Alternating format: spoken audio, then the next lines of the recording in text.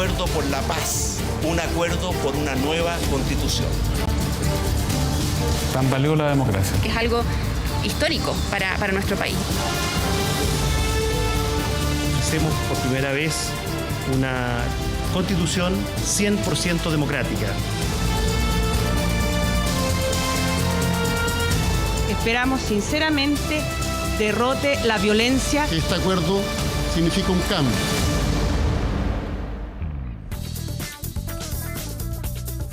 ¿Cómo están ustedes? Muy buenas noches, bienvenidos a Estado Nacional. Transmisión conjunta de TVN y todas sus plataformas y Radio Duna en un 15 de noviembre que viene a ser justamente el año de esa noche histórica, muy larga, hasta las 2:30 de la mañana, 3 de la mañana, esperando que saliera ese humo blanco, y salió ese humo blanco. A partir de eso han pasado tantas cosas, entre ellas ya tuvimos un plebiscito aprobatorio para iniciar un proceso constituyente. Así de rápidos son las cosas.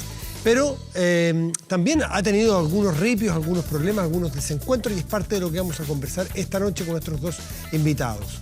Catalina Pérez, presidenta de RD, estaba esa noche ahí sentada al lado, en la mesa, en la testera del acuerdo. Catalina, buenas noches, gracias por estar aquí. Buenas noches, Matías, muchas gracias por la invitación. Igual que Mario Desbordes, entonces presidente de RN, hoy ministro de Defensa, sentado también en la testera de ese acuerdo transversal político. Mario, buenas noches, gracias por estar aquí. Gracias, Matías. ¿Cómo recuerdan o qué cosas son las que creen ustedes que debieran quedar en la historia de esa noche, Catalina? Las cosas más relevantes.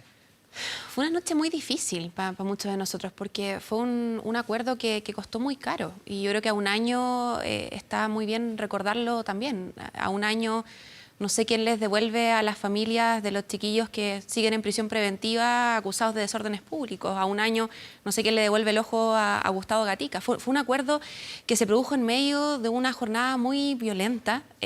Recuerdo que mientras estábamos ahí nosotros buscando mejorar las condiciones de dicho acuerdo, abriendo el proceso constituyente con la convicción de que era lo correcto, mis compañeros estaban en la hormiga sacando balines a vecinos y vecinas. Entonces fue una noche de mucha contradicción, de mucha historia ocurriendo ahí mismo, pero por sobre todo una profunda esperanza de que se abría un camino que era la primera piedra de un proceso que iba a ser muy costó grande. Muy caro, porque si no hubiese habido los desórdenes o la violencia o todo lo que vimos, ¿no hubiese habido acuerdo?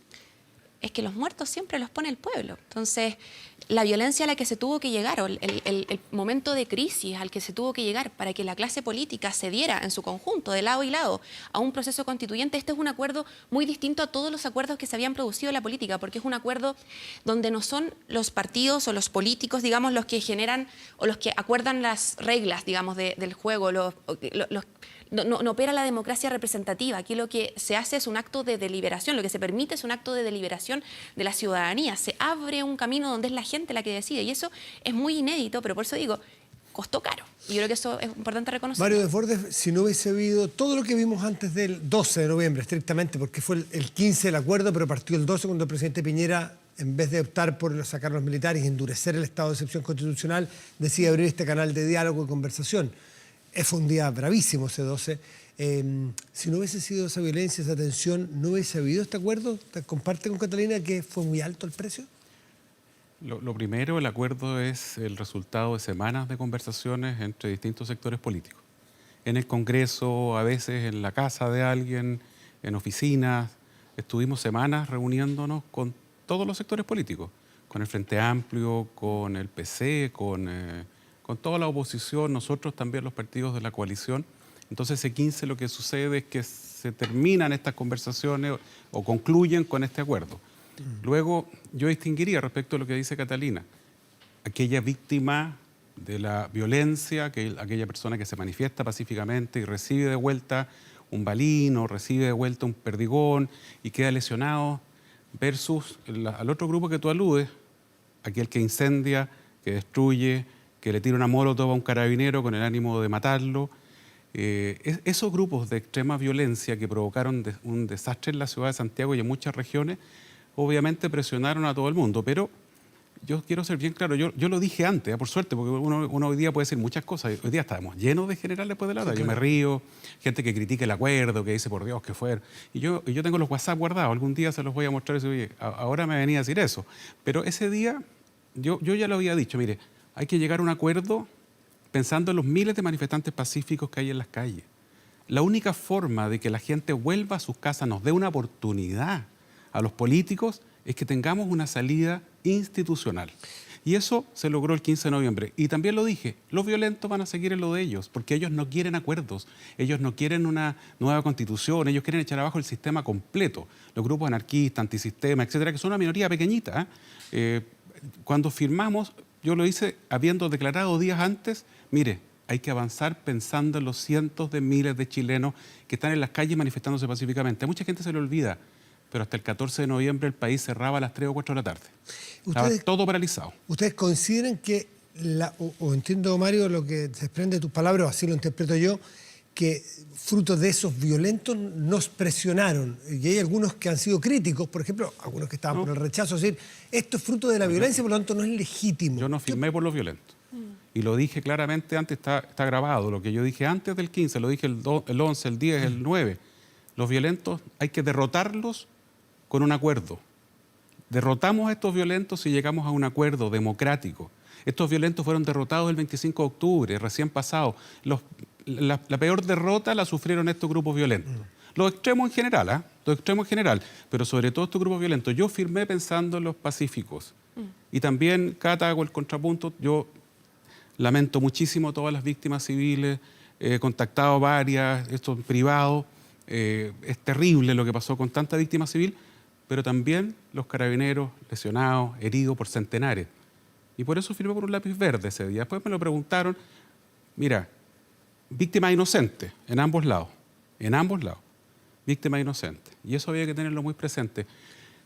Hoy día, si uno mira con cuidado, oye, cayó el gobierno de Bolivia, cayó el gobierno de Perú, y con daños infinitamente menores a los que vivimos aquí en Chile. O sea, aquí la democracia sí estuvo en riesgo, otra cosa que muchos hoy día niegan. Catalina Pérez dice, alto el costo dentro del Frente Amplio, porque hubo un sector inmenso que no quiso firmar, más allá que ahora se suban, que ahora se integren al proceso, pero que no quisieron firmar. ¿A ustedes les costó muy caro dentro del Frente Amplio estar ahí? Sí, también, es que fue una decisión difícil. Era un momento muy, muy complejo. Yo creo que lo que se jugaba ese día y lo que se jugó en quienes decidimos firmar ese acuerdo fue la convicción de generar transformaciones reales en la vida de nuestra gente. O sea, fue salir del testimonio, en el fondo. Fue ¿Y los otros del Frente Amplio que no estuvieron, no supieron salir del testimonio? O sea, yo creo que la izquierda en Chile está muy acostumbrada a perder, está muy acostumbrada al juego de jugamos como nunca, pero perdimos como siempre. No hay victorias cómodas en política, y el Frente Amplio lo que hizo, el actual Frente Amplio lo que hizo fue tomar la determinación de aquí nos jugamos nuestro capital político, dicen algunos, nos jugamos nuestra convicción, nos jugamos nuestro surgimiento. Revolución Democrática se llamó en 1 minuto 4 séptimos por la convicción de que la gran batalla, el grito de Revolución Democrática es hasta una nueva constitución, porque tenemos la convicción de que era la constitución la que generaba las trabas para las transformaciones que nuestra gente venía tanto tiempo gritando en la calle. Entonces había una convicción profunda de que había que hacerlo. Lamentablemente esa convicción no primó en todos los sectores, pero creo que se marca un antes y un después en el cómo decidimos hacer política finalmente. Y ustedes también tuvieron costos dentro del oficialismo. Había sectores que decían, y me imagino que en privado les habrán dicho, entregaron la Constitución, la entregaron antes de tiempo, se equivocaron, la izquierda no, en fin, todo eso sabemos. O sea, así ustedes desde el extremo, ustedes también desde el extremo, ¿no? Esas frases llegaron después. Esa noche los comentarios hasta de los más duros, los columnistas más recalcitrantes hace 2 semanas atrás, esa noche eran ultra comprensivos del acuerdo, me felicitaban por WhatsApp, mira, maravilloso el acuerdo, emocionados hasta las lágrimas. Después sacaron el habla, se pusieron duros, pero mira, lo que pasa es que en nuestro sector obviamente cuesta asimilar todo lo que ha pasado desde octubre del año pasado hasta hoy día. Porque además hay muchos casos en donde cuesta reconocer la raíz del problema. Estas profundas desigualdades.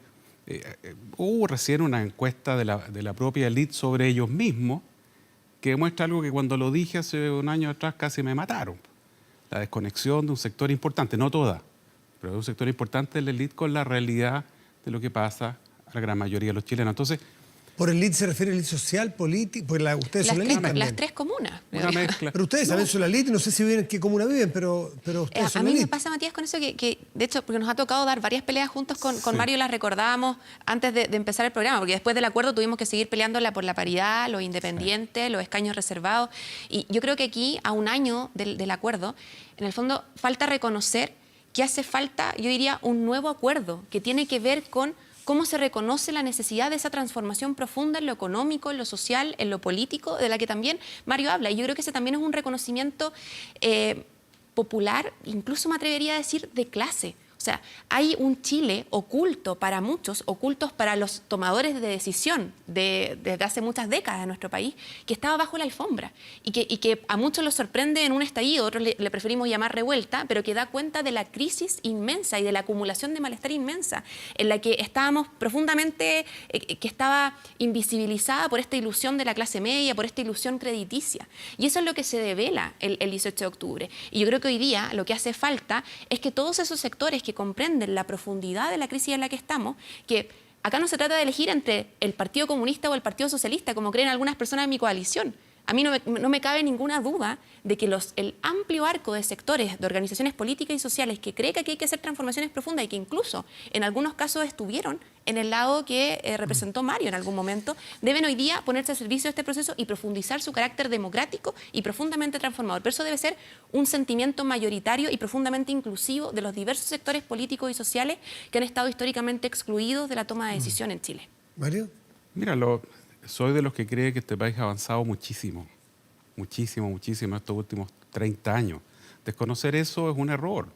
Yo escuché a Piketty aquí en Santiago decir que no es el país más desigual del mundo, a propósito que lo citaron de nuevo, pero también tuve la oportunidad, la única vez que he ido a Ciudad de México, de coincidir con él, escucharlo, y le dijo a los mexicanos, año 2011, que eran el país más desigual del mundo. Las frases eran idénticas respecto a México y Chile. Efectivamente, aquí se ha avanzado mucho, pero había mucha cosa bajo la alfombra. Y ojalá avancemos antes de la nueva Constitución, que para la nueva Constitución quedan 2 años. Ojalá seamos capaces de avanzar en una agenda antiabusos que el presidente Piñera puso sobre la mesa y fortalecerla mucho más todavía. No puede esperar 2 años. Ojalá tengamos una reforma previsional con todos los que estén dispuestos a dar el paso, y vamos a tener que ceder lado y lado. Ojalá podamos hacerlo. Ahora, ¿Cómo ven eso encaminado? Y quiero preguntarle si es que sientes, Mario Desbordes, desde esa noche que la oposición ha cumplido lo que se comprometió y que firmó esa noche.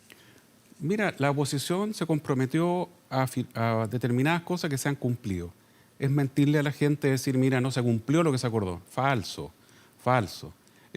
Lo dijimos, los violentos van a seguir en la de ellos. Son antisistema, no son de RD, no son del PS, no son de la DC, son antisistema, van a seguir en la de ellos. Buena parte de mi sector... Pero, está bien, pero ¿cómo se les aborda? ¿Cómo se les trata? ¿Cómo se les analiza? Mira, no necesariamente hay que tirar molotov, hay que también saber condenar una molotov o condenar un acto violento. Pero mira, Matías, el peor daño se lo hace a la política el político que descalifica al otro, que miente diciendo, mira, este otro te quiere perjudicar, para no usar una palabra peor todavía.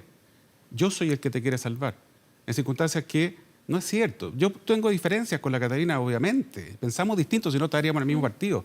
Pero yo creo que ella sinceramente cree que sus ideas son las mejores para Chile. Yo creo que están equivocadas, pues si no estaría allá. Y creo que las mías son mejores, pero yo tengo parto de la buena fe de que ella piensa, cierto, que está haciendo lo mejor. Ahora, a mí, Álvaro Elizalde, qué sé yo, Heraldo, me mandaban un montón de declaraciones condenando la violencia y me decían, todos los días me vuelven a emplazar por lo mismo. ¿Qué más queréis que diga? Bueno, yo no te estoy emplazando, Álvaro. Efectivamente, había un sector nuestro que insistía.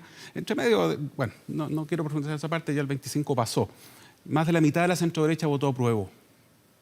Ese es otro dato interesante. Eso es lo que decía el ministro Blúmelo, el exministro Blúmelo. Es que está en los números. No hay dónde, es imposible que no haya sido así.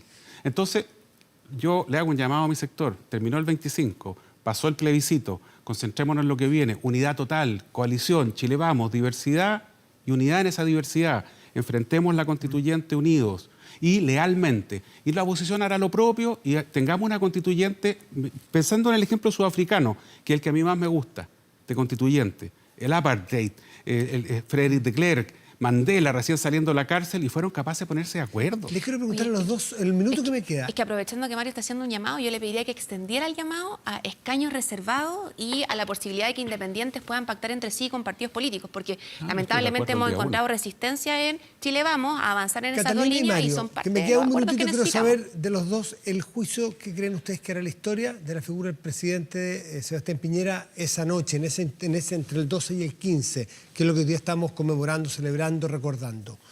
¿Qué papel jugó el presidente? ¿Cómo creen que va a ser visto en la historia?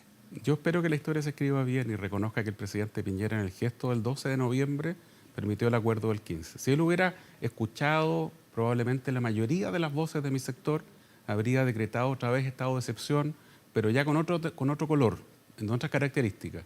Y muy probablemente la historia sería otra. El presidente Piñera se jugó el todo por el todo. Hubo mucha gente que esa noche criticó públicamente. Piñera no dijo nada, dice. Piñera no dice absolutamente nada en su declaración. Queríamos algo duro. Si uno lo escucha de nuevo hoy día, se da cuenta que el presidente Piñera lo dijo todo. Y en mi opinión, gracias a eso hubo un acuerdo el 15 de noviembre. Catalina Pérez. No, yo lo lamento mucho ahí porque no coincido con Mario, a quien respeto mucho. Yo, antes del 18 de octubre, yo pensaba que el gobierno del presidente Sebastián Piñera iba a pasar a la historia como un gobierno irrelevante porque sus ideas, las ideas de Chile Vamos, no eran ideas mayoritarias. Hoy día, a un año del 18 de octubre, pienso que el gobierno del presidente Sebastián Piñera, creo que el gobierno del presidente Sebastián Piñera va a pasar a ser recordado en la historia de Chile como el gobierno de mayor violación a los derechos humanos en la historia de nuestro país después de la dictadura militar. Y lo lamento mucho, porque creo que las cosas pudieron haberse hecho distintas si es que se hubiese escuchado a los sectores, incluso de Chile Vamos, que optaban por la vía democrática de resolución de conflicto antes de todas las muertes, todos los ojos, todas las mutilaciones por las cuales el pueblo de Chile tuvo que pasar. Catalina Pérez, Mario Desbordes, muchas gracias por estar esta noche aquí, noche de 15 de noviembre, a un año de ese acuerdo. Buenas noches. Gracias, Buenas Matías. noches. Hacemos una pequeña pausa. A la vuelta estará sentado aquí Pepe Out, un díscolo, un hombre que va de salida, un hombre que dice cosas que otros no se atreven a decir. Bueno, el análisis de Pepe Out y el momento político a la vuelta, aquí en Estado Nacional.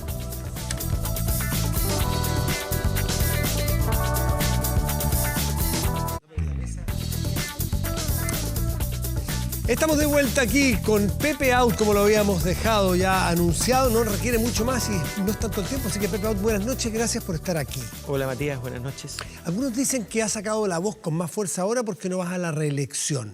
Primera pregunta que me gustaría ver. O porque no puedes ir a la reelección. Bueno, es difícil probar qué es lo que haría si fuera a la reelección. Yo puedo dar fe de mi pasado, en realidad yo siempre he seguido mis convicciones. Y yo imagino que tendría las mismas convicciones respecto de estos temas. Dices en una entrevista hoy en el Diario Financiero que no es el peor congreso, ni mucho menos. De ninguna manera. Pero hay una sensación de muchas personas de que este congreso, francamente, está, y eso tú lo dices, alineado solo por el rating, solo por caer bien, le tienen miedo a las redes sociales. Tú estás adentro, me gustaría que nos contaras un poco cómo es el camarín ahí, cómo es el ambiente. Es fácil encontrar un chivo expiatorio, ¿ah? Factor explicativo de la crisis. Y yo diría que el Congreso es más consecuencia que origen de la crisis. Es un reflejo de la sociedad. Claro, algunos dicen que, y la crisis institucional, algunos dicen que como hay más actores representados, habría crisis. Pero yo te digo, imagínate tú, si no hubiera todos esos actores representados y estuvieran completamente fuera, en la calle, la magnitud y la profundidad de la crisis que tendríamos. De hecho, la solución institucional de la que hablaban Mario y Catalina hace un rato aquí mismo, no habría ocurrido, no habría sido posible si no estuvieran todos los actores políticos representados en el Congreso actual. Desde el punto de vista educativo es superior, desde el punto de vista de la cantidad de protagonistas es superior, desde el punto de vista, obviamente, de la diversidad política representada es superior, tiene menos edad, naturalmente, pero claro, se ven, por supuesto, como en todos los congresos, hay diputados buenos, más o menos, y malos. Y los va a haber siempre. Y los va a haber siempre. ¿Cuánto es el costo de oponerse, de salirse del rebaño? Tú te has salido, te saliste en la acusación constitucional contra el presidente Piñera, votaste fuera de la lógica que uno pudiera esperar de una persona de izquierda, ahora en el 10%, a los dos. A ver, pero revisemos eso. A ver. ¿Por qué tú...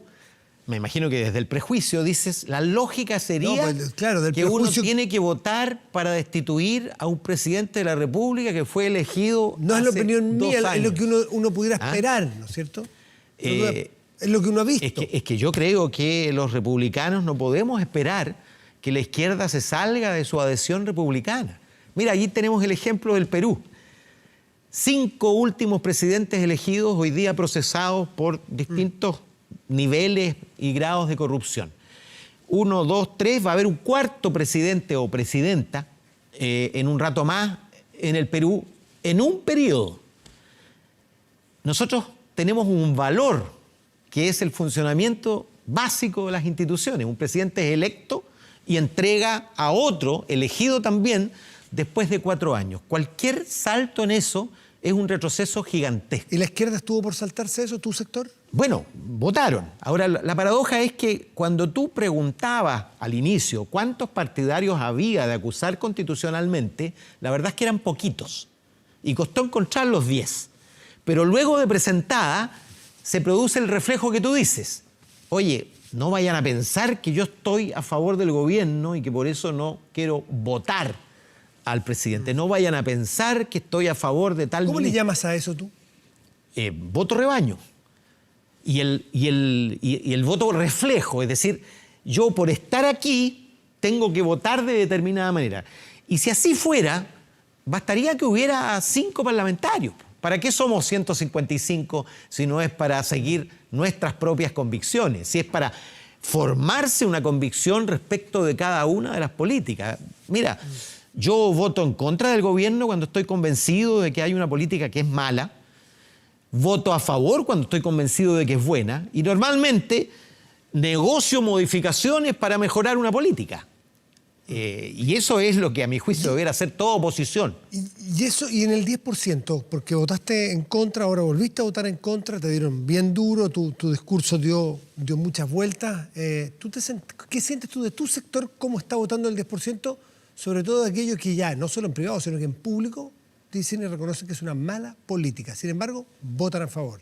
Mira, me impresiona ahora escuchar a senadores que dicen que es una mala política.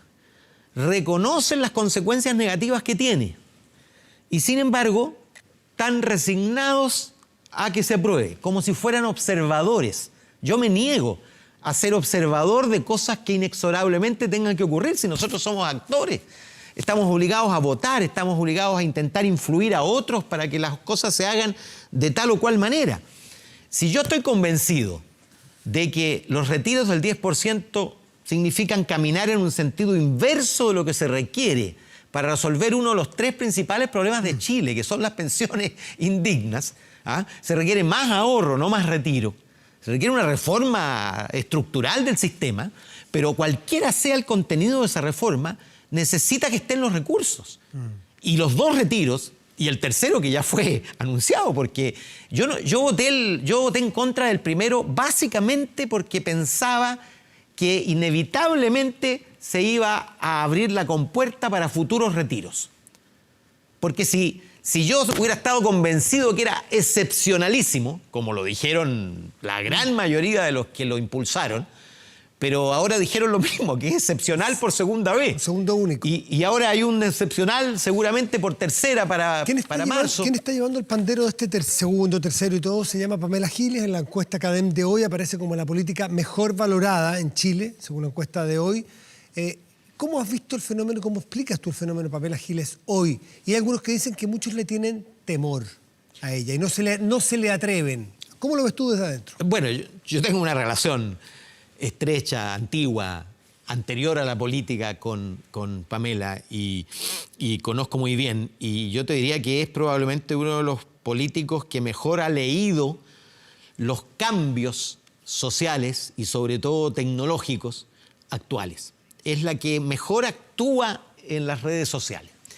Y ella ha conseguido identificarse con causas extremadamente populares sin convertirse en un político y por lo tanto sin recibir el rechazo que tiene la política. Lo que no le ha ocurrido paradojalmente, a los jóvenes del Frente Amplio que ingresaron y que hoy día son vistos como políticos. Y por eso Pamela está allá arriba y los líderes Giorgio y Gabriel, por ejemplo, están en la cola junto con los otros políticos, porque ya son vistos como parte del establishment político. Ya, pero ahí tú describes qué es lo que ha hecho Pamela Giles, pero me gustaría que describieras a los que siguen o que me reafirme o me desmienta este temor a Pamela Giles dentro del Congreso. ¿Tú lo has visto? Sí, lo he visto, que es una especie de... Es cierto, ella ha generado una animadversión fuerte en su sector, sin embargo, terminan siguiéndola porque ella empuja a sus electores y sobre todo a sus redes sociales a presionar y a aislar políticamente determinadas posiciones. Por ejemplo, en la última, fíjate que el Frente Amplio votó contra el establecimiento de tributos al 2% más rico, es decir, a aquellos que ganaran más de 30 millones anuales. Y el Frente Amplio siempre ha estado por impuestos progresivos y yo discutí fuertemente con Giorgio particularmente y me equivoqué con Gabriel, porque Gabriel fue el único, junto con Alejandro Bernales y Jaime Toá, que votaron a favor del impuesto de esa iniciativa. Y yo te aseguro que si se detienen a pensarla, todos habrían querido votarla, pero esto de la... Mira, no es solo Pamela Giles, porque tampoco hay que convertirla en artífice absoluta. Fíjate que hizo mucha presión en las redes sociales Felices y Forrados, con una campaña muy fuerte, con bots. ¿Qué opinas de Felices y Forrados? Que esta semana también salió ahí una polémica que se generó por una supuesta publicidad engañosa de que no da la rentabilidad que ellos dicen que da en la realidad. ¿Qué opinas de eso? Bueno, ellos son la expresión de este individualismo extremo que penetra también en la izquierda. Esa es mi pelea, Matías. Porque cuando tú me dices cómo a alguien de izquierda, yo me hago la pregunta inversa. ¿Cómo a alguien de izquierda puede apuntar a romper la exclusividad de la cotización, de las imposiciones, las viejas imposiciones para las pensiones, en lugar de buscar apretar para cambiar el sistema desde la base? Y segundo, ¿cómo pretendemos que una situación que afecta naturalmente a una porción importante de los chilenos que hoy día están desempleados o informales que su actividad no la han podido desarrollar, y en lugar de focalizar en mantener el ingreso familiar de emergencia y en ampliar el seguro de cesantía, le damos esta franquicia para que la gente con más recursos meta en el ahorro previsional voluntario. Falta el Senado y veremos, por ejemplo, si el senador Ricardo Lagos Weber pone una indicación que tuvo que retirar la vez pasada por una amenaza que iba en el mismo sentido. Bueno, hoy día escuché al senador Letelier en la misma dirección. Yo espero que hagan fuerza juntos, al menos. Pepe Out, como siempre, muchas gracias por acompañarnos. Gracias a ti, Estés muy bien. Hacemos una pausa a la vuelta. Estamos en la mesa de conversación para los temas de la semana. 10% entre ellos, 15 de noviembre. Bueno, los temas públicos aquí en el canal público. De vuelta en Estado Nacional.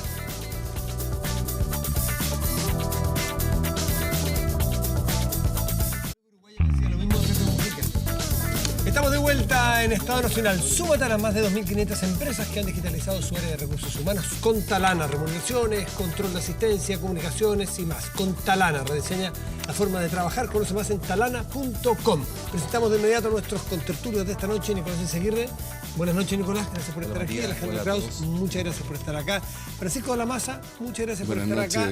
Es primera vez que lo tenemos esta temporada, al menos, así que un gusto tenerlo, Francisco. Muchas gracias. Y Rafael Berguán, muchas gracias también. Don Matías. Rafael. Hola. 10%. El 10%, lo curioso es que aparece como yo he escuchado, o sea, no sé si he escuchado a alguien, ustedes me pueden ayudar, que diga que es una buena política. Sin embargo, hay razones para votar a favor o en contra. No es una buena política, sino son de otro tipo las razones. Y una de las razones de la oposición, por ejemplo, Alejandra, es el gobierno llegó tarde. ¿Esa es la razón? ¿Y qué te parece a ti lo que está pasando con esto? A ver, tengo clarísimo que llegó tardísimo. El primer retiro se aprobó hace 4 meses. Hace 4 meses. Existió un espacio en que debieron haberse fortalecido las medidas adicionales, pero además no entró nunca el debate de la modificación del sistema de pensiones. Las indicaciones comprometidas nunca llegaron, nunca. La oposición en el mes de julio presentó su propuesta y ahí quedó. Entonces el espacio, el silencio político hizo que surgiera este segundo retiro. Y que, como tú muy bien dices, no es una política que se quisiera, sino que es una respuesta a la necesidad urgente que de verdad, por razones probablemente distintas en magnitud, las personas necesitan en relación al primer retiro. Lo que es curioso es que sea idéntica. 10% igual, sin medir quién hoy día quién tiene un empleo y antes no tenía en el primer 10%, a quién le ha ido mejor, es decir... Porque yo creo que la universalidad y la eficiencia en la respuesta de poder acceder sin tantos obstáculos, requisitos de acceso, fue lo que permitió que la ciudadanía en menos de un mes tuviera liquidez. Rafael de Uruguay. Pero yo creo que son cosas bien distintas. A mí la historia me encanta, pero creo que la discusión sobre el primer 10%, en cierta forma, estoy haciendo una caricatura, es un poquito de historia y no estoy con esto desmereciendo, estamos en el medio no de una crisis económica, estamos en el medio de una crisis humanitaria. Así que yo no voy a minimizar los problemas que están viviendo millones de personas en Chile.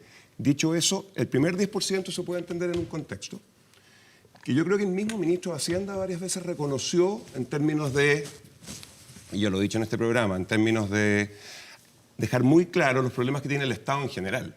No solo un problema de este gobierno para llegar pronto y bien a los que más lo necesitan. Pero después de ese primer 10%, lo que está pasando hoy día es un cuento completamente distinto, que está relacionado con eso, por lo que probablemente muchos en el Congreso ven es algo que es popular y que puede tener réditos a puertas de varias elecciones positivos.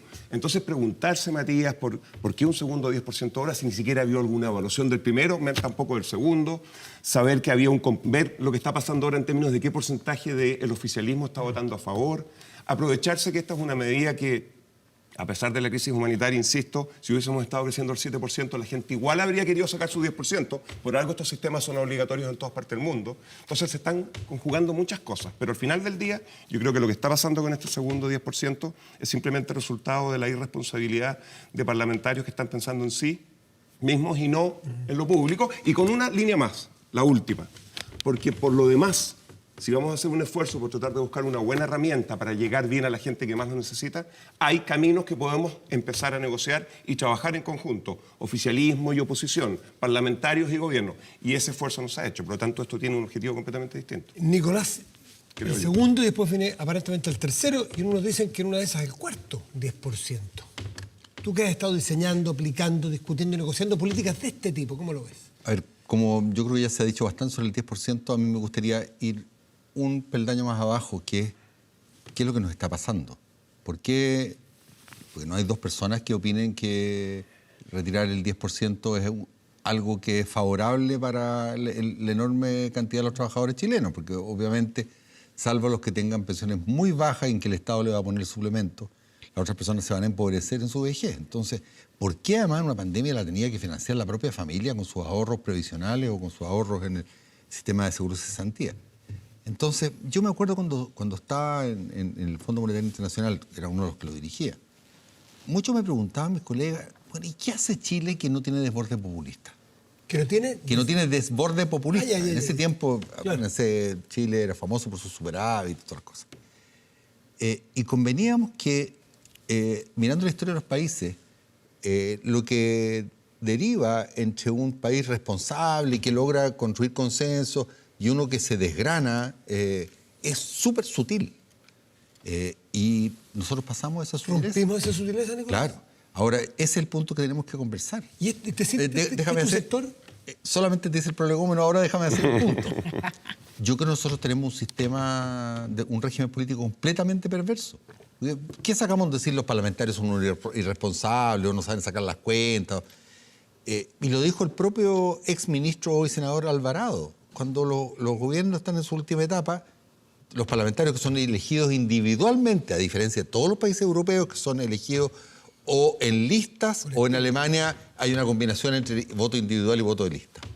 Entonces, ese es el sálvese quien pueda, lo dijo el propio ministro Alvarado. Entonces, tú tienes una tendencia metida dentro del sistema Además, porque los gobiernos, por nuestro régimen político, van a ser todos de minoría. Y a mí me preocupa extraordinariamente no solo que este sea un pato cojo, sino que el próximo presidente o presidenta parta desde el primer día con pato cojo.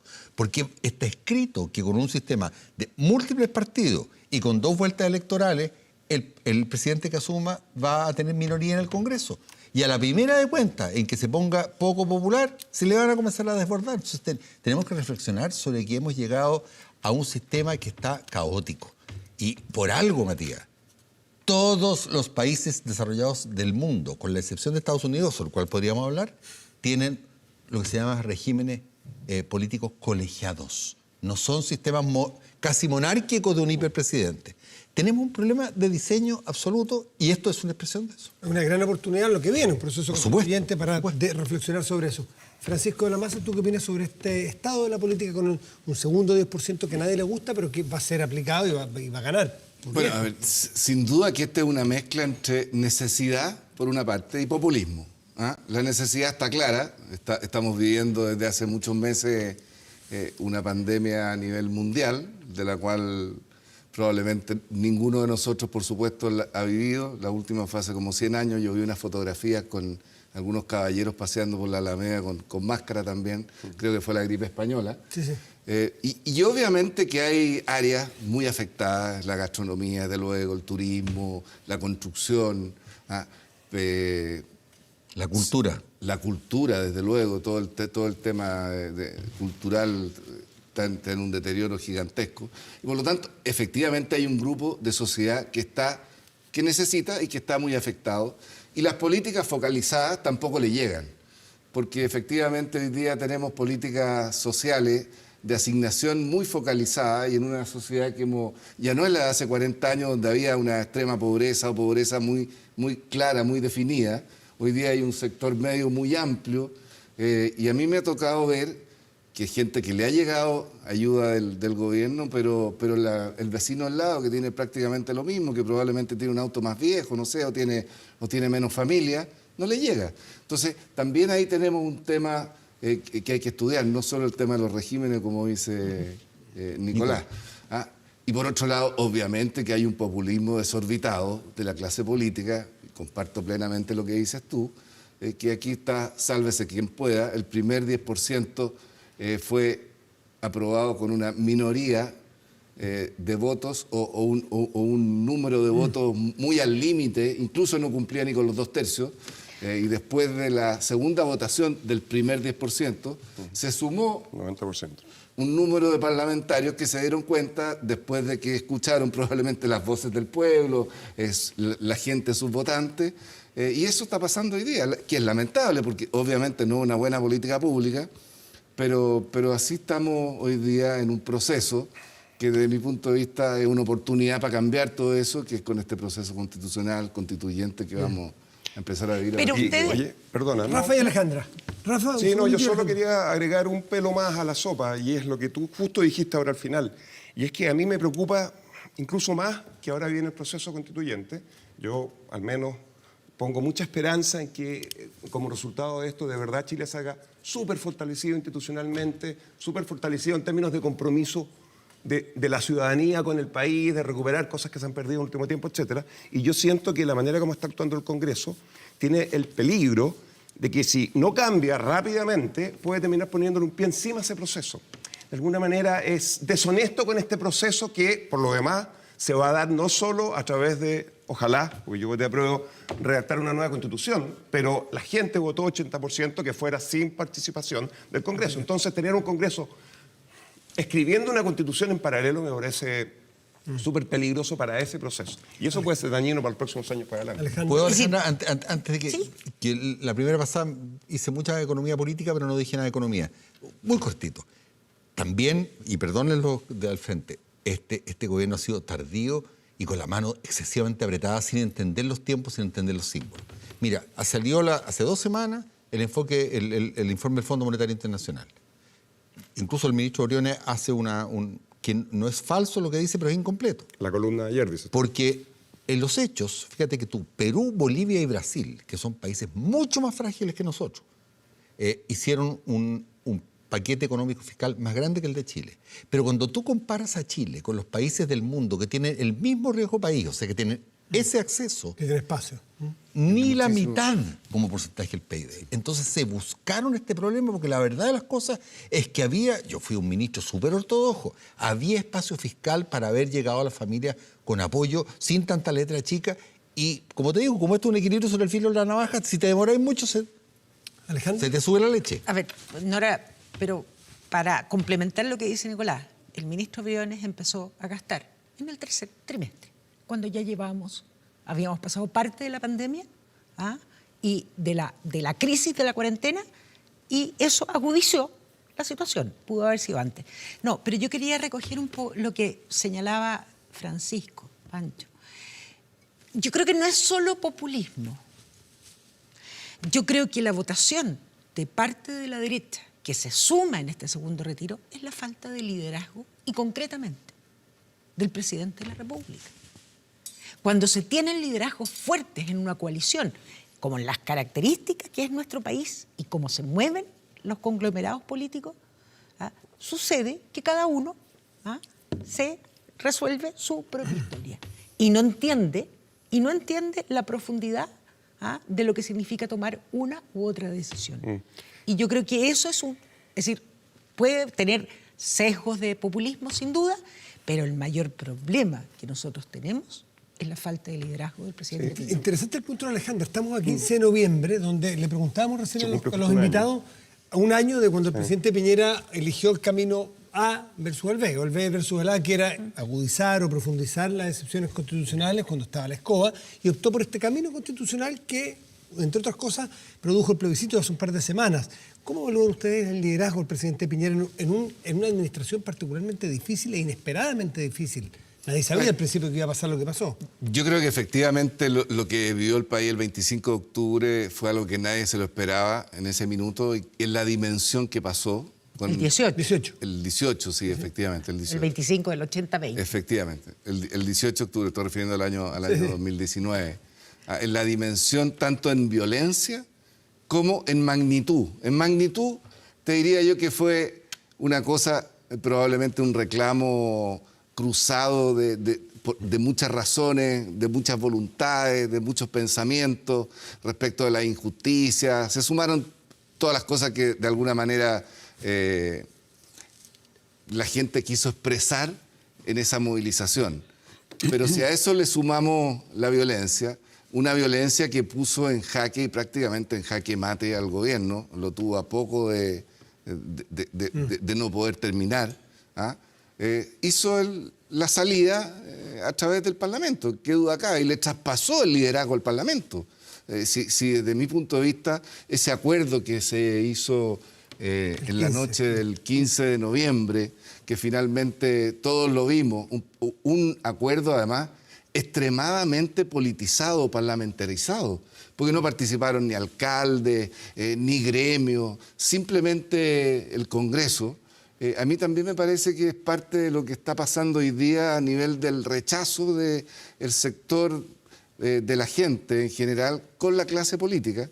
Bueno, puso al presidente con un solo mandato, el plebiscito, y el resultado de ese plebiscito, que lo vamos a ver plasmado, que ojalá se plasme adecuadamente, el día que efectivamente tengamos una nueva constitución. Porque ese es un proceso que todavía es muy incierto. Francisco, ¿qué te parece lo que te voy a decir? A mí, voy a decirlo abiertamente, aunque entiendo perfectamente las carencias de las personas, lo he dicho.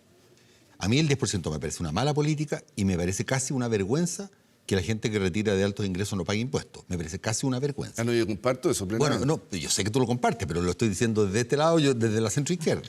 Ahora, dicho eso, nosotros tenemos una crisis incubándose, que sería injusto echarle la culpa al presidente Piñera porque viene, ¿cierto?, de los pingüinos del primer gobierno de la presidenta Bachelet. Pero convengamos que la falta de sintonía política con los símbolos de lo que le está pasando a la gente, que todavía desgraciadamente tiene parte importante de la centro-derecha, que se expresó en las flores, en levántese temprano, etcétera, etcétera, que tuvimos la tremenda revolución estudiantil durante Piñera 1 y ahora, o sea, Piñera 2 empezó tratando de bajarle los impuestos a los ricos. O sea, pero es que era como mostrarle la capa al toro. Entonces, realmente yo espero que a partir de la Convención Constituyente, etcétera, etcétera, comencemos a encontrar una centro-derecha. Fíjate tú que en Alemania, Matías, que venían con el problema del nazismo, que fue el completo fracaso de la República de Weimar, el sector de la centro-derecha alemana, el sector social cristiano, apostó por una sociedad de bienestar. Y en ese momento von Hayek era el neoliberal por excelencia, y la derecha alemana no se compró ese modelo. Y mira cómo están hoy día. O sea, aquí yo creo que de una vez por todas tenemos que entender que el modelo neoliberal, que no es lo mismo que la economía neoclásica, de la cual yo creo mucho, el modelo neoliberal se define RIP. ¡Chao! Rafa Berguán es economista y pertenece a una derecha en que me gustaría saber si se estima que el neoliberalismo o el sistema o el modelo que veníamos RIP, y si tiene que tomar el camino alemán, por ejemplo. No, yo voy a parecer seguidor de Lavín. En otro programa alguna vez dije, hace como 7 años atrás, somos todos aquí tenemos al amigo. Lo dije, somos todos socialdemócratas. Y tenía sentada a la Mónica González al frente, tenía a Alberto Mayor al lado y saltaron. Dijeron, yo no lo soy. En general, cuando uno se dedica a la academia, cuando uno ha estado pensando en política pública durante 30, 35 años de su vida, es muy difícil comprarse extremos. Los modelos son todos falsos y uno sabe que la realidad es muy compleja. Y uno encuentra elementos en el mundo nórdico que podrían ser considerados neoliberales y otros elementos que son propios de una sociedad de bienestar. Por supuesto que los matices importan. Así que a mí el juego este de atacar o defender una determinada caricatura de la realidad me parece poco útil, porque no creo en esas caricaturas. Creo que existen y hay personas que las defienden y que les gustaría aplicarlas, pero afortunadamente la mayor parte de las veces esas personas, bueno, en Chile sí, durante la dictadura probablemente se aplicaron. En parte también porque era parte de un proceso, hay cosas que no sabíamos, venía una respuesta a la unidad popular, también hay que poner las cosas en contexto. Pero dicho lo anterior, a mí me parece, y aquí voy a ser humilde, que para un economista es algo difícil de hacer, yo creo que la economía no es tan... A ver, yo creo que el paraguas es el sistema político, yo me cuelgo aquí de lo que dice Nico. El paraguas es el sistema político. Si el sistema político funciona mal, la economía no tiene cómo funcionar bien. Así es. La economía depende del sistema político. Yo quiero hacer solo un comentario. Hemos tomado decisiones durante un rato ya bastante largo. Partamos por el 2005 y luego viene el 2015 con respecto a nuestro sistema político y el régimen electoral. Y yo creo que en ambos casos, si bien uno siempre puede encontrar elementos en la discusión académica para uno y otro lado, en ambos casos tomamos decisiones que son tremendamente dañinas para ayudar a que la economía funcione bien, dado este paraguas político. La bajada a 4 años sin reelección hace muy difícil imaginarse a largo plazo. Más en un país, perdona Francisco, más en un país que estaba en ese momento empezando ya de verdad a ver la mitad del camino al desarrollo y empezando a pedir cosas desde la ciudadanía que antes eran impensadas, con las tensiones que eso significa. Entonces, y ahora el 2015, a mí la fragmentación no me gusta nada. ¿Cómo podéis gobernar con 15 partidos en el Congreso? Es súper difícil. Entonces, el contrafactual no lo conocemos. La Alejandra representa en esta mesa la democracia cristiana, que a lo mejor en el nuevo espacio constitucional que se genera a partir del próximo año va a ser clave para ver para dónde mueve la aguja frente a nuevos sistemas políticos, nuevos sistemas sociales y económicos. Me gustaría saber cómo cree que la democracia cristiana va a actuar. Vamos a hacer una pausa, Alejandra. Tiene unos minutitos para que piense. Volvemos en Estado Nacional.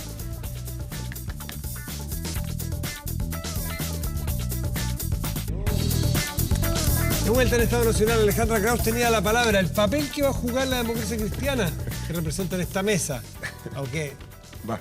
A ver, yo creo que la democracia cristiana, al igual que los otros partidos políticos, en el proceso constituyente, por ser un proceso político distinto a los electorales propiamente tal, van a ser absolutamente claves, probablemente los que tengan larga tradición y compromiso con democracia con la democracia y con el futuro. Porque, ¿sabes, Matías? Yo creo que los partidos políticos tienen que ser tremendamente cuidadosos en esta etapa, porque la ciudadanía también ha pedido respuestas distintas.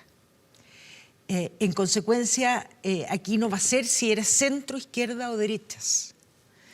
El proceso constituyente va a transitar hacia respuestas sobre el régimen de gobierno, que en ese régimen de gobierno, catálogo de derechos, cada una de las temáticas esenciales, las instituciones que requieren o no requieren revisión, pero que van a ser muy, muy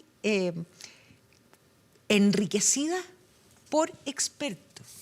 Y yo quiero porque me ha tocado participar, cómo están los técnicos constitucionalistas, gremios, trabajadores, movimientos sociales y organizaciones, por ejemplo, feministas, en un diálogo actual para enriquecer y darle contenido real. Pero podemos tener una enciclopedia de principios técnicos enriquecidos por los más expertos. Con el 10% es un buen ejemplo para saber si es que a alguien le interesa abrir el catálogo de las recomendaciones técnicas. Porque lo que decía David Bravo el otro día, es anecdótico lo que dicen los técnicos respecto de materia previsional. En materias constitucionales, a lo mejor todo el trabajo que han hecho ahora va a valer nada con un Twitter, va a valer nada contra una amenaza. A ver. Pero esa es la pregunta. ¿Ustedes creen que vamos a converger a la razonabilidad o no? A ver, no quiero... Don Nicolás. Dale, sí, Francisco. Yo efectivamente cuando dije al principio que creo que hay una oportunidad porque yo espero que los integrantes se le dé mucho espacio a gente independiente, cosa que no se copen por los partidos. El otro día me topé con Rodrigo Jordán, por ejemplo, que quiere ser constituyente, doy un nombre, y me dice, la barrera para poder postular como independiente, el linte independiente, en época de pandemia, para recolectar firmas, es gigantesca. Entonces, yo creo que hay que tener cuidado con eso. Yo creo que hay que legislar hoy día, hay un espacio corto, pero para que efectivamente personas que estén interesadas, que puedan salir elegidas, porque cualquiera no sale elegido, se abran estas oportunidades de poder constituir este proceso con personas que efectivamente tengan menos agenda política y podamos lograr una masa de 2/3 que efectivamente conduzca y piense en el Chile por los próximos 40 años. Nicolás tenía la palabra, luego Rafa. Me quiero poner en otro momento temporal, estando de acuerdo con lo que dice Francisco, que es al fin del periodo, la nueva Constitución. La verdad, la nueva Constitución no es que le van a querer poner colgajo y todo eso, pero no es ciencia atómica. Si basta mirar cuál es el consenso después de la Segunda Guerra Mundial de los países europeos y que tú tienes un Estado social de derecho en que combina los derechos privados con los derechos sociales de un modo armónico. Segundo principio muy importante, el Ejecutivo tiene que ser el único que tiene iniciativa de gasto. Eso es así incluso en el régimen parlamentario de Inglaterra. ¿Por qué? Eso no se está respetando del todo hoy día. Ese es mi punto. ¿Por qué? Porque tu punto, pues Matías, lo que justamente es tan importante lo que tú dices. Para poder tener iniciativa del Congreso de gasto con el 10%, tuvieron que hacer una reforma constitucional que tiene una alta mayoría. ¿Por qué se produce eso? Se produce porque el gobierno está en una minoría absoluta y los parlamentarios que están buscando la votación individual, la centro-derecha se suma a esto. Entonces, es bien captable por qué se produce eso, y es porque tú tienes gobiernos de minoría. ¿Cómo se hace los regímenes colegiados? Tú tienes que tener alineado al presidente con la mayoría del Congreso. De lo contrario, cualquier cosa es posible. Sí, además, bueno, igual yo creo que estamos también, no quiero ser ingenuo, porque los países sí se pueden joder, ¿no es cierto? Pero también creo que hay que reconocer que estamos viviendo un momento que es bien anómalo y que es verdad que ha seguido una trayectoria a la baja en términos de la degradación del Congreso. O sea, al punto que yo hoy día me atrevo a decir que hay varias fuerzas políticas que han dejado de creer en las reglas de la democracia. O sea, partiendo por no reclamar abiertamente contra la violencia, algo que me parece que es esencial para que podamos vivir en comunidad. Dicho eso, igual yo creo que estamos en un mal momento y usar este momento como uno representativo de lo que viene hacia adelante no tiene tanto sentido. A mí me parece que, por ejemplo, y aquí tengo un matiz con lo que decía Francisco, le voy a hacer un contrapunto. Yo creo que estamos, por ejemplo, poniendo demasiado foco en las personas y poco en las instituciones. A mí me parece que está bien, yo entiendo que las personas importan, por supuesto que sí. Pero justamente lo que queremos es cambiar el sistema presidencial que tenemos hoy día, en el que todo descansa en el talento del presidente de turno. Yo prefiero, más que hablar de los Jordán, de los Esquella, que uno puede querer o no querer, respetar o no respetar, hablar de cuáles van a ser los contenidos, aunque hoy día parezca un despropósito. Yo creo que más que hablar de independientes solamente, yo sé que no lo estás haciendo tú, Francisco, pero también hay que recordar, en el otro lado, que no hay democracia sin política y no hay política sin partidos políticos. Entonces... hay un riesgo ahí. Francisco, yo siento que... Quiero aclarar un punto en eso, porque efectivamente yo no estoy tratando de decir que no son importantes las instituciones. Lo que estoy diciendo es que en un proceso donde uno no genere aperturas de participación suficientes... O sea, es difícil legitimar lo que son. Sobre todo con el resultado de la constituyente, 80% versus el mixto, 20%. ¿Qué te está diciendo la gente? Queremos caras nuevas, gente nueva, no queremos los políticos de siempre. Entonces ahí, si no hay espacio de participación, aunque no salga ninguno, aunque todos los que salgan sean los colegiados, los de partidos, pero el hecho de que no haya espacio simplemente va a generar un reclamo. Pero hay un peligro. Pero yo creo que es esencial. Yo creo que esta discusión es la discusión del sillón de Donoto, la verdad. Porque creo que tratar de echarle la culpa a los parlamentarios individualmente, mira, pesca al más pintado de los independientes, ponlo en el mismo esquema y al poquito tiempo va a estar igual. El problema, y eso está súper estudiado en la ciencia política, cuando tú tienes parlamentarios elegidos individualmente en un sistema superpresidencial, en que el único poder del parlamentario es presionar al gobierno porque le den alguna cosita o tirar alguna cosa popular para su votación. Eso te va a pasar. Alejandra, ahora ¿hay un peligro de canonizar a los independientes solo por serlo? Y que a su vez, o en contrapartida, es deslegitimar o hundir más a los partidos políticos. Yo creo que lo que decía Rafael es esencial. Nosotros estamos canonizando a los independientes, que además lo que son al final son no militantes. Dejémoslo claro. Pero hay algo que todos debiéramos instar, que es fortalecer, más cuando Nicolás señala, en cada parlamentario elegido por sí mismo, las instituciones y los partidos políticos son absolutamente necesarios para la democracia. La ciudadanía debe vincularse con instituciones. Entonces, suponer que los independientes que no tienen domicilio conocido van a revincular la política con la ciudadanía, eso no lo garantiza. Siento que el primer gran independiente fue Jaime Guzmán, a propósito del gremialismo. Y no sé si hoy día Jaime Guzmán estaría tan feliz con lo que ha ido deviniendo alejamiento de lo que son efectivamente las instituciones sociales. Francisco Nicolás. Sí, te puedo reclamar una cosa. La gente no se distancia de las instituciones porque sí. La gente se distancia de las instituciones cuando no ve respuesta de acuerdo a la conversación que tiene el Parlamento respecto a la realidad nacional. Ese es el punto de fondo. Si hoy día, obviamente los partidos políticos, yo milito en uno, en la UDI no me he salido nunca, porque creo en las instituciones políticas. Pero el distanciamiento que hay hoy día no es culpa de la ciudadanía. Es precisamente culpa de las instituciones que no han dado el ancho. No han dado el ancho probablemente en los tribunales de justicia tampoco. Entonces hoy día la crisis institucional es una crisis que tienen las propias instituciones de no estar a la altura de las circunstancias. ¿De qué estamos hablando? Cuando estamos hablando precisamente de esto del 10% del populismo, ¿tiene que ver con la ciudadanía o con la institución?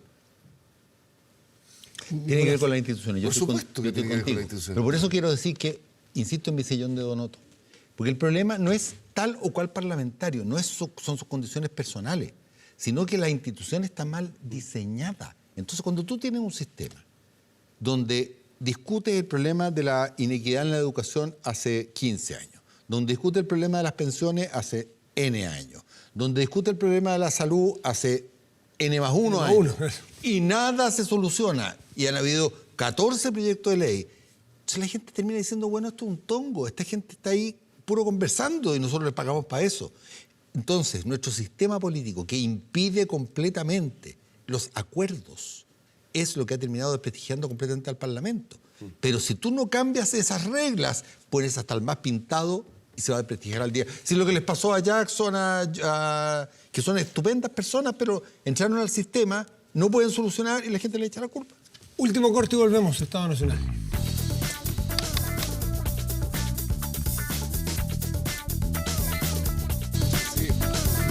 Estamos de vuelta y para despedir a nuestros invitados que han hecho un estupendo debate, súper interesante, así que les agradecemos a ustedes, Nicolás, Alejandra, Rafa y Francisco, muchísimas gracias y les agradecemos por la preferencia de sintonía como cada domingo.